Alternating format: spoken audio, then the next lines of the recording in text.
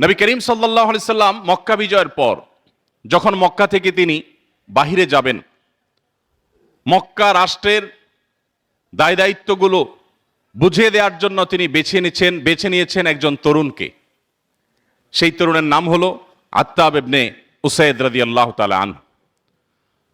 অনেক বৃদ্ধ আরো অন্য বয়সের মানুষ থাকা সত্ত্বেও এমন একজন তরুণকে আমাদের প্রিয় নবী সাল্লাল্লাহু আলাইহি সাল্লাম মক্কায় তার প্রতিনিধি হিসাবে রাষ্ট্র পরিচালনার দায়িত্ব দিয়েছিলেন, যার বয়স 20 বা 21 ছিল।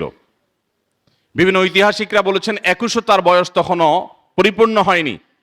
এরকম একজন টকবগে যুবককে তিনি মক্কায় তার প্রতিনিধি হিসাবে পুরো দায়িত্ব তার কাঁধে তুলে দিয়ে তারপর নবী সাল্লাল্লাহু আলাইহি সাল্লাম সেখান থেকে গিয়েছেন।